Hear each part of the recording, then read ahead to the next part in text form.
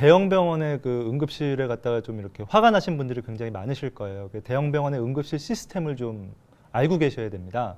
대형 병원에는 보통 이제 의사들이 여러 단계 의사들이 이제 상주를 하게 되는데 보통 인턴이라고 부르는 이제 수련의 그리고 레지던트라고 부르는 전공의 그리고 전문의 이렇게 시스템이 구성되어 있습니다. 그래서 환자가 처음 오게 되면은 이제 인턴이 맨 처음에 그 환자를 보고 이제 레지던트에게 흔히 말하는 이제 노티라 그래서 환자가 이런 환자가 왔습니다고 알려주는 그런 행위를 하게 되거든요.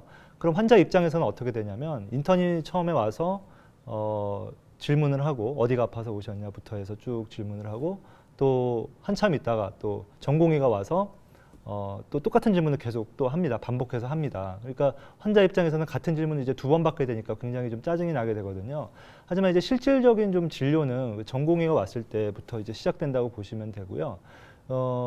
그 전공의들이 이제 거기서 여러 가지 검사를 내고 처치를 하고 판단을 하게 되고 필요한 경우에는 전문의에게 또 보고를 해서 전문의가 또 판단을 하고 이런 여러 단계의 과정을 좀 거치게 되는 경우가 많습니다. 그러니까 처음부터 이제 전문의가 보게 되면은 그게 어떻게 보면 이제 좀 그게 인력의 좀 낭비가 될 수도 있거든요. 그래서 처음에 인턴이 환자들을 이렇게 좀 각과로 이렇게 분류하는 그런 작업을 하게 됩니다. 최근에는 이제 응급의학과에서 그 일을 이제 하는 경우도 있는데, 근데 문제는 이제 그 대형 병원 같은 경우에 응급실 운영에서 항상 적자를 보는 경우가 많습니다. 적자를 보고 있기 때문에 의사들을 마음껏 이렇게 잔뜩 충분히 그렇게 배정을 해서 원활하게 이렇게 응급실을 운영하지 못하고 항상 좀 이렇게 타이트하게 운영하는 경우가 많거든요.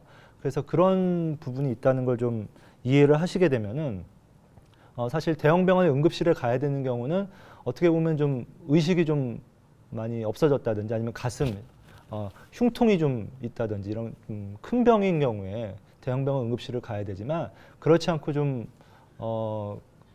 뭐 몇 번을 꿰매야 된다든지 아니면 뭐 넘어져서 뭐 머리가 좀 깨졌다든지 이런 경우에는 오히려 대형 병원 응급실을 가면은 그런 환자들은 굉장히 좀 급하지 않은 환자로 좀 판단을 해서 굉장히 오래 기다리는 경우가 많습니다. 그래서 대형 병원 응급실보다는 이런 경우에는 좀 중소병원 응급실로 가는 것이 오히려 좋고요.